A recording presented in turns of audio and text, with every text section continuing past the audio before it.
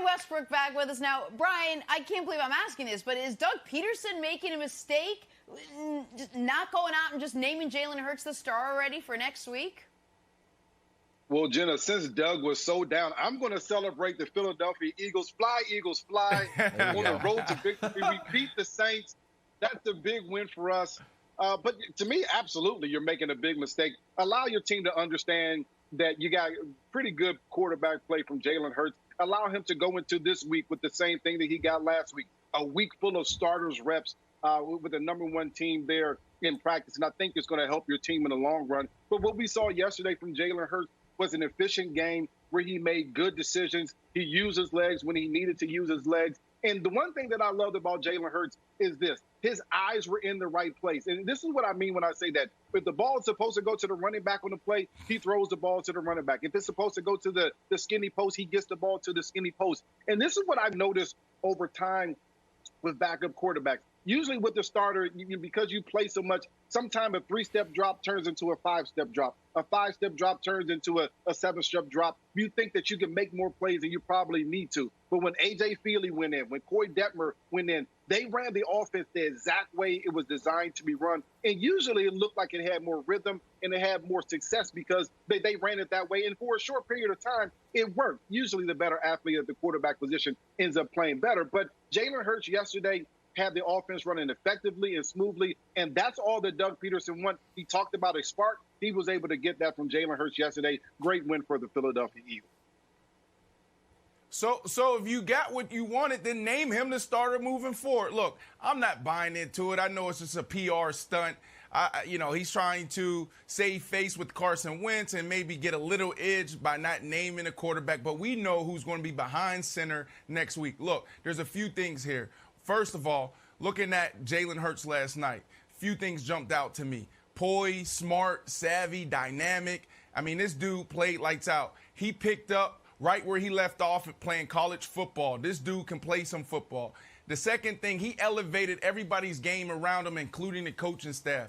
Doug Pederson, he looked creative. He went into his bag and created some dynamic plays. The guy got it done on the ground. You know, Alshon Jeffrey, I've been waiting 3.5 years for Carson Wentz. Even Foles did it a couple times. Just throw it up to this guy. A lot of people, Alshon Jeffrey's done. He can't play anymore. He can't run. Alshon Jeffrey's game was never sexy. He never had a thing for the flair. Now you throw it up to him, and what does he do? He scores a touchdown for the first time in a year. Great job getting it to a playmaker. That's who Alshon Jeffrey is. I like to see that for them to continue to build on that. And the last thing, you got to look at what he did against the hottest defense, Kevin, in football. Dennis Allen and Coach Sean Payton, they've absolutely been getting it done on the defensive side in New Orleans, and he made them look average. So that's why I don't understand Doug Pederson. I don't understand why you wouldn't come out in that press conference and say Jalen played great, he's going to be our starter moving forward.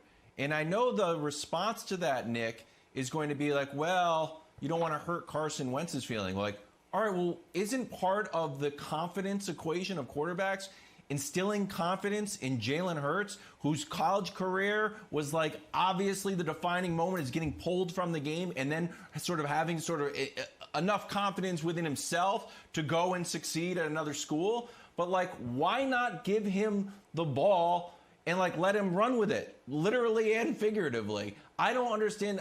I totally disagree, and I'm gobsmacked, to use your word, that Doug Pederson doesn't come out and give Jalen a huge vote of confidence. Yeah, they're trying to walk an impossible line, which is Doug Pederson's trying to have Jalen Hurts essentially possibly save his job while also not fully committing to him because they want there to be some type of market for Carson Wentz via trade this offseason that doesn't involve the Eagles, forget receiving a pick, attaching a pick of their own because the entire world knows they're 100% moving off of him. So they're trying. I think you almost, Brian, have to view these Pederson press conferences like pre-draft discussions from a GM. Just assuming it's all lies and misinformation because they're trying to trick a team into thinking they're interested in a player that they're not. The only I think saving grace here is if privately Doug Pederson explains that to Jalen and says, Jalen, you are our starter the rest of the season, no matter what. Or else, you're absolutely right, Wilds, he's going to be looking over his shoulder.